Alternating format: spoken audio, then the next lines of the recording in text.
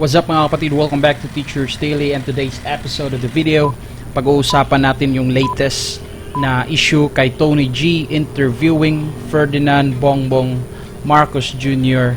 on his YouTube channel po mga kaibigan. So let's do it.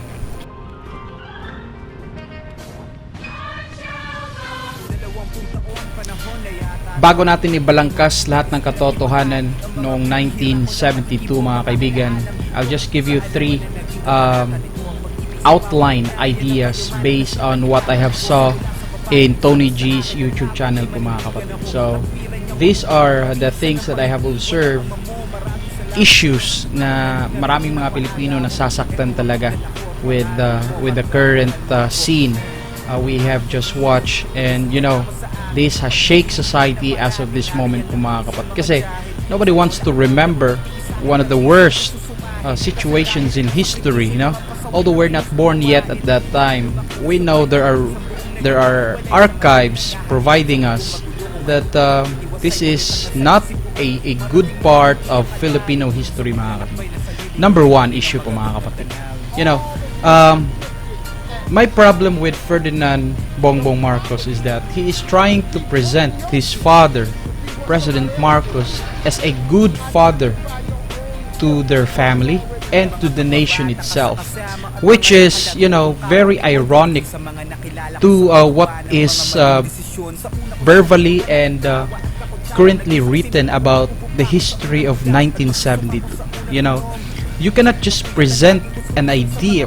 Kaya nga may concept tayo eh. Marami nag-criticize sa history because there is what? Historical revisionism. Bakit? You know, you cannot just present an idea so good at your own audience, especially to audience na nag-suffer, no, nung kapanahunan ng 1972 dictatorship mga kaibigan.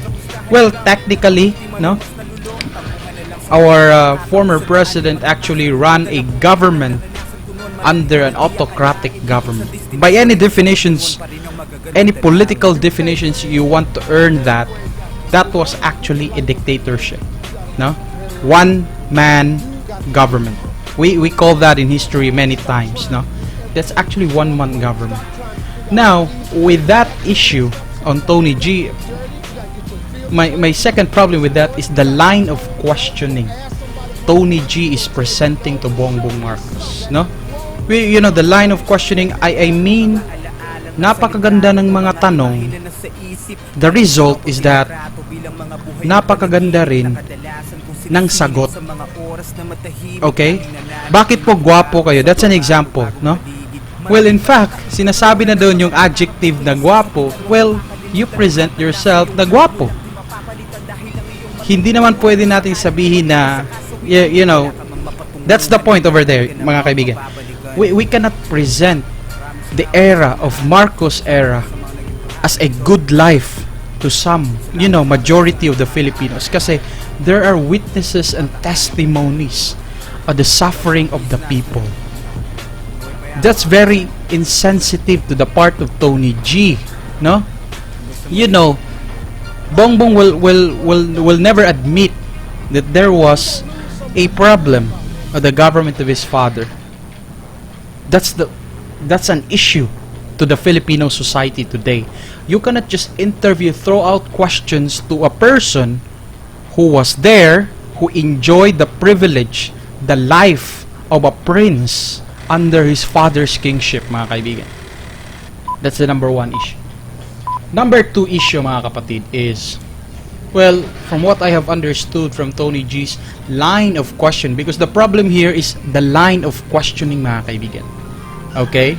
Like I said, you cannot ask a question, bakit gwapo ka, tapos sasagatin mong pangit ka. Okay? The line of questioning there is actually a fallacy, no? So, with that, the number two issue we have right here is that romanticizing the achievement and work of his father. This is what Bongbong Marcos believes, mga kapatid. He's romanticizing how good the life under his father's era, how better the life was compared today Kasi siya lang yung nag-i-enjoy. He is, you know, Bongbong is the only son of Ferdinand Marcos, no? Siya lang yung unang anak na lalaki. I pretty understand how he will stand up for his father's side. Okay? Well, I do not deny, you know, na may nagawa talaga on his time. Well, we point out that in history, mga kapatid. No? There are points, years that the Philippines was, you know, this progress we have. But you cannot take those progress as an element of solution to the remaining years of his governance. Okay?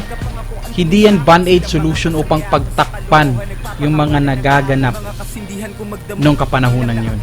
Okay? Number 3 issue, mga kapatid. No? You know, the way BBM is answering the questions being thrown at him is that he's trying to deny that there is dictatorship on his father's governance. No? You know, with that question, if there is a time in Philippine history that you would like to change, what would that be? Tapos yung sagot niya, he wanted to remove colonization. Like, what? You wanted to remove colonization because you believe that there are no Filipinos na dapat second class lang nung kapanahonan yun. Okay, in history, mga kapatid, that is ought to happen. Okay? Without colonization, mankind's progress and development is not possible. Okay? This is the perspective, no, of a social development, no? It has to happen. And you cannot remove that. My problem with that is that Bongbong Marcos is trying to deny his father's wrongdoing. What is that? And that is dictatorship, mga kapatid. No? If there is a time in history, the Filipino history, you would like to change, if I were the son, I would say, I would like to remove my father's wrong decision of declaring Philippines under a dictatorship. And I want to change that in the coming future, no? Bilang isang anak na saksi as witness of my father's job, no? That's it, mga kaibigan, no? It's hard. I really don't understand the gallop of these people, but I have no problems with them. You know, we have learned from our mistakes of believing the wrong person, because that is what history is all about, no? We need to understand the steps history is taking into our timeline. Otherwise, we will repeat the same mistakes, mga kapatid. Okay?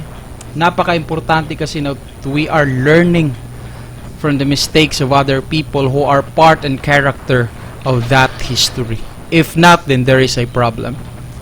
So, why do we still have this issue after 30 years, mga kaibigan? You know, I've been often asked by many of my students long time ago when I discuss issues about the Marcos era, mga kapatid, is that, sir, why do we have the same problem after 30 years of being a good nation? We toppled a bad government. No, we united the Filipino. Like what Bongbong Marcos said, a sense of nationhood. We were united at that time against one person. It's because simple, no? Oh, well, this is my take, mga kaibigan. Simple. The answer is that many of our Filipino children, many of our Filipino students are not adhering to the principles of history. Well, you can look at that as one example na marami sa mga Pilipino ang ayaw sa kasaysayan, no? They prefer subjects of math and science Well, I see that not only as a problem of our students, mga kapatid, I also see that as a problem of the curriculum implementation of our education here in the Philippines. Kasi we are not prioritizing understanding complex historical scenes. Kaya nagkakaroon ng maraming conspiracies, no? Maraming mga Pilipino na gumagamit ng mga maling references. You cannot just put into reference YouTube and Facebook and then validly argue about it. No, oh my God, that's so wrong. Probably because for the last 30 years we did not and have not implemented the proper understanding of complex scenes in history, mga kapatid. So the result is that, there are a lot of Filipinos who are fighting over an issue that is so long ago and validly arguing it wrong at all times. You can see that on Facebook comments, you can see that on Facebook channels, you can see also that in YouTube channels in the comment section. And there are a lot of Filipinos arguing at each other, believing in their own conspiracies because we do not have a history of our own. Okay?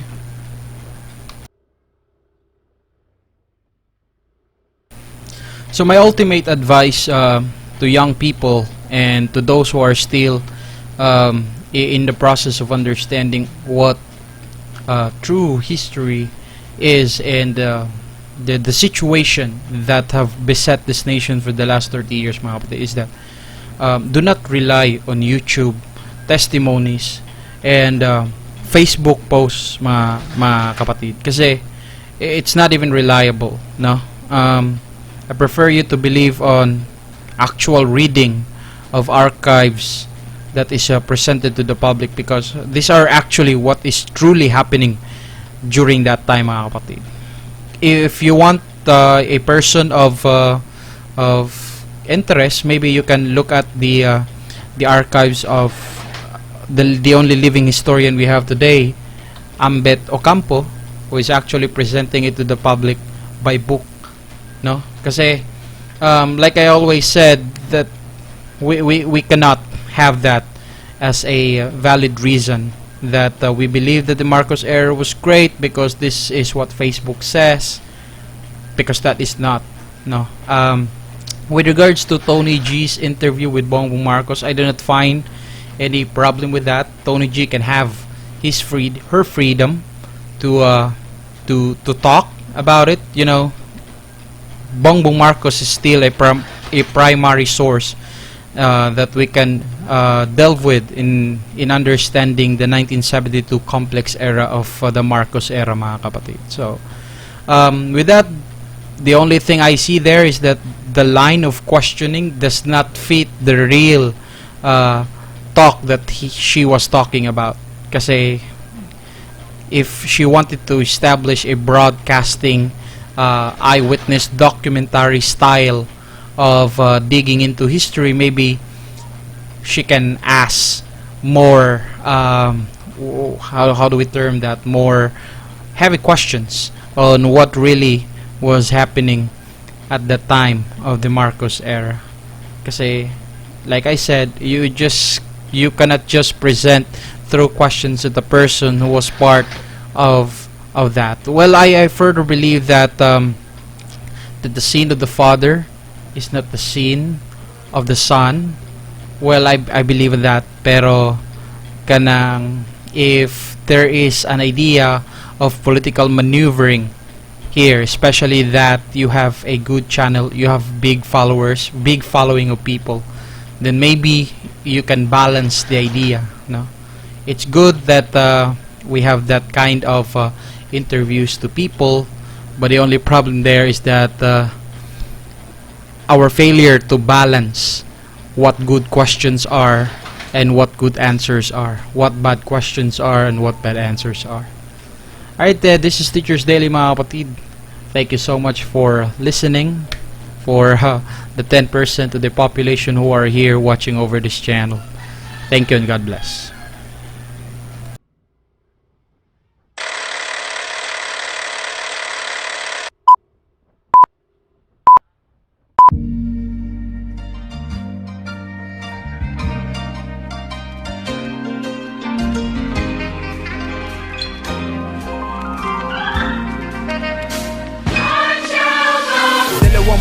ngayon, panahon na yata to ng pagtitino. Nais ko lang ibahagi ang mga bibihira ko lang maikibo, mga alaalang ginto sa anuman na naging kabanata nito. Ang pag-ibig sa bawat ugnayan ng kayamanan na siyang naitatabi ko. Simula sa babae nagsabi sa akin na dapat ay manindigan ako. Katwiran niyang wag mong papamarisan ng pangiiwan ng ama mo. Maraming salamat sa'yo, paumanhin na rin kung napaaga ako. Eto ako't dala ko ang pangaral mo, karga ang mahal mo nga po. Wala mang haligi, lubos ang tiyaga mo sa akin. Sa paghalili nyo na parating, nariyan lang mag-isa mga tiyahin. Sa lola at nobya ko nagtiis sa akin, pero isyong kung susumahin ay kasing dami rin ang sakripisyo nyo nga pasaway na to'y mas unawain. Mga lumaking kasabay, minsan buong nagiwahiwalay. Sa ngayong naghahagilap sa mundong magulo, kung anong ikatitiwasay. Ngunit ang nasa isip ko ay marating man ang hindi akalain. Sa paglalakbay na sa lilingunin pa rin ang magagandang tanawin. All of you are gifted at something. The problem is, you keep wanting your gift to be what somebody else gifted. Identify your own gift, cause you already have it. Mga kababata ka sa kasama at mga nakalaro kong kapwa pikon, maging sa mga nakilala ko sa paggawa ng mga maling desisyon. Sa una kong subok, mga nakitawa at kakonsyabang naging saksi nung paubo-ubo pa ako sa unang buga at pagsusuka ko sa unang inom. Kapuyatan laging konsumisyon sa mga tanod, mga kaklaseng kasabay kong umuwi pag tumatawid dun sa bakod. Mga katrabahong kautangan at kapangakuan tuwing sahod, silang mga kasangga kong sa kalokohan nagpapakapalan ng apo. Mga kasindihan